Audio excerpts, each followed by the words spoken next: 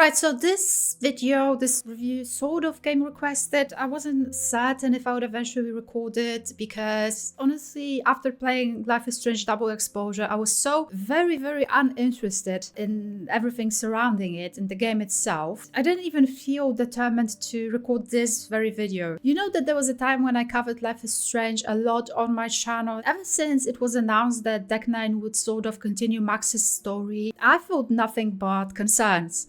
I think I even made a video of that title. I've just been worried because in my very core, I did not believe that anyone can handle a proper sequel to the first game, and definitely not Deck 9, because Deck 9, wow, they created some fantastic games. Maybe not games, but like fantastic moments within their games. Best example being Farewell, Before the Storm prequel, which is by far my favorite Life is Strange episode, and it is created by Deck 9, so I have to give them that. Before the Storm was still a good game, but sort of carried by Rachel and Chloe relationship and not the plot itself. Then we had True Colors, that was sort of carried again by Alex, who was an interesting protagonist. Then we had Steph, who is a fan favorite sort of somehow at their relationship. And I feel like what also carried the game was lovely areas, very nice moments between the characters themselves. Alex's story and her empathy power was also an interesting one. It fit within how sort of cold she was because the circumstances, how she grew up, her bond with her brother. But again, the main narrative, the main story of the game was not the best. Deck 9 always had an issue with creating believable antagonists that wouldn't be sort of evil for the sake of it. Each time they created an antagonist, it was just sort of not really interesting, not nuanced at all. I feel like Deck 9 is not really a developer that can create stories in a very same nuanced way as Dontnod can. Dontnod created a masterpiece of a game, Life is Strange. We discussed that many times. I don't feel like I need to explain why we loved it, but the way they created the bond between Max and Chloe, the stuff that preceded the events, everything that followed,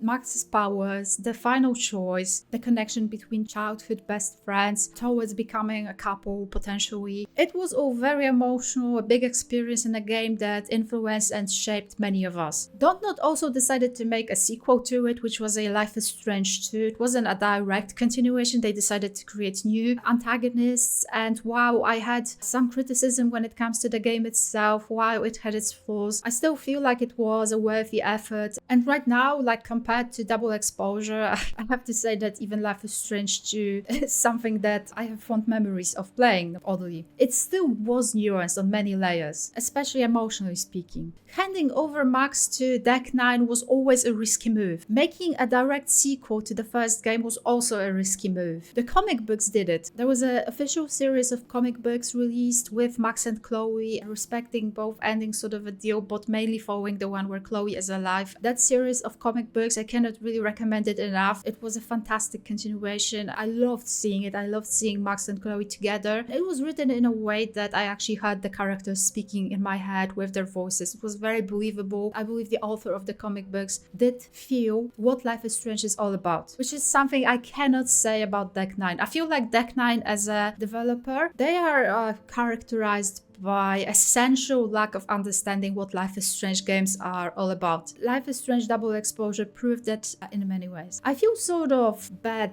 about saying this because Deck 9, they have some issues going on within their studio. We did hear some news prior to the release that the surrounding within the studio itself is a bit hostile. Then just a couple of days ago, we heard about layoffs and some writers were actually fired. Writers that sort of worked on Life is Strange Double Exposure as well. We know that they've been sort of doing service and trying to find out what the players expect. So maybe they are trying to sort of fix and correct whatever happened, since Square Enix did hand them Life is Strange. We cannot really expect a new Life is Strange title from Dontnod. However, Dontnod is working on that new Lost Records Bloom and Rage game that looks very good. I'm looking forward to that. Hopefully I'll get to play it. So I feel bad because I know that a lot of people worked hard on that game. Not everyone in the studio could influence the story itself. So I have a lot of respect on people that worked there. It always feels kind of shitty to criticize something that someone worked on hard, but there's no other way to say it. I think like Life is Strange Double Exposure is really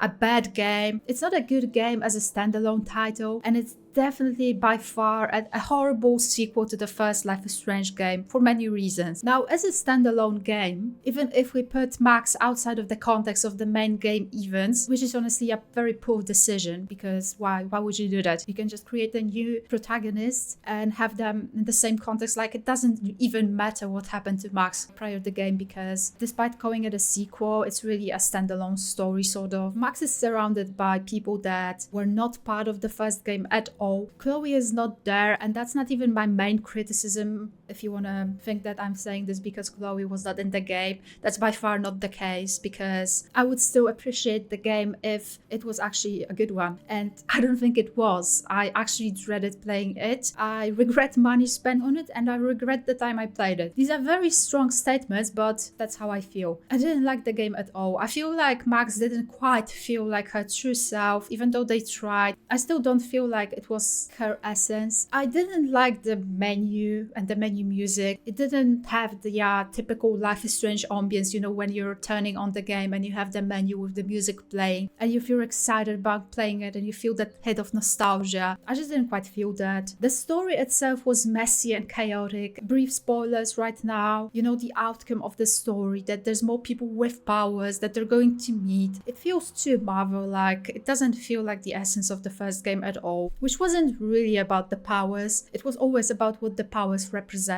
within the specific games. In the first one, it was obviously Max having regrets about Chloe and how she treated her prior. So she's taking back time, trying to save her, trying to fix her mistakes. Then we had the second game, and even Daniel's powers, the way he could move the objects, was his way of saving his father. Then Alex and her empathy powers made a lot of sense given the way she grew up in a foster care and how she was sort of tossed aside. Now here the powers, not only they sort of changed, because right now Max can sort of shift between two realities. They just don't really make sense anymore. Safi's storyline, the way she was trying to sort of provoke her, I don't know, it all ended up being so chaotic. I was so not interested in what is happening. And by the end, when it turned out there's also another person with powers and they sort of want to meet up, it's not really X-Men type of a situation. It really was such a lackluster title. I did not feel connected to the events, nor the places, nor the music. Soundtrack was nice, but sort of forgettable. I even disliked the locations. Technically it should work because they created sort of a small area, so university, lake, Max's house and the pub. You should sort of feel nice hanging around these places because it just sounds absolutely wonderful, especially around Christmas in a wintry scenario.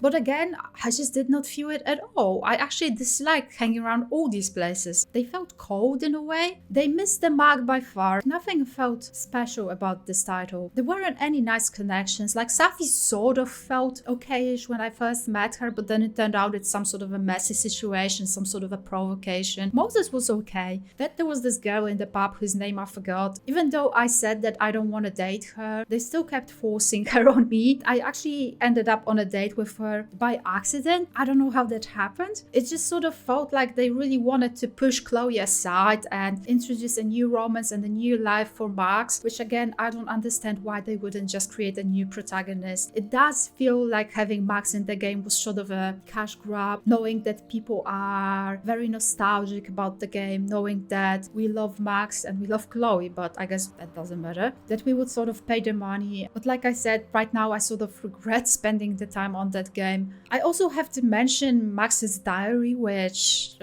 I don't know, it felt so fake, so unlike her. I think at one point she was even sort of exchanging texts with Chloe and they joked about having a threesome with some dude, which was sort of, I don't know, it just feels off in so many ways. The game was lifeless, ambience was sort of flat, the vibe felt off. I cannot even recall a single scene that I actually find worth mentioning right now. When I think about True Colors, a game also created by Deck 9, there are some scenes that I do remember making an impact. In this one, it just sort of didn't happen. We kept walking around between different characters and following a pattern that sort of felt like a ripoff from the first game. So using our powers to find out who did it. Maybe Deck 9 felt that if they recreate what Life is Strange did in the first game, that it would somehow work. But Life is Strange was much, much more than the plot itself. It was about the feelings, connections between the characters, the music, and the beautiful scenes in between. None of that was present in Double Exposure. Now, I honestly feel bad because I was never as harsh with anything that I have played. Even when I had issues with Life is Strange 2, I feel like I recorded a review and I was sort of trying to underline both the good and the bad. Now here, I am not certain if I can say a single good thing about that game. It's by far the worst Life is Strange game, and even as a standalone title, it's just not good on its own. So that is a separate game, but as a sequel, the way they were trying to sort of underline the fact that we broke up with Chloe somehow, that feels very disrespectful to the players who chose to save Chloe, believing that we'll sort of be with Chloe forever. That's the default situation for us who did save her. I saw them trying to justify it on Twitter and here and there, and saying that, oh, people break up, people move on. Of course it happens in real life, like long-term relationships break apart. That's fairly normal, it happens, but this is a game. I don't see there's a need to take someone else's product, someone else's creation, and ruin whatever they created. Have them split for the sake of having their story and their romance introduced with that girl whose name Amanda, sorry, I remember.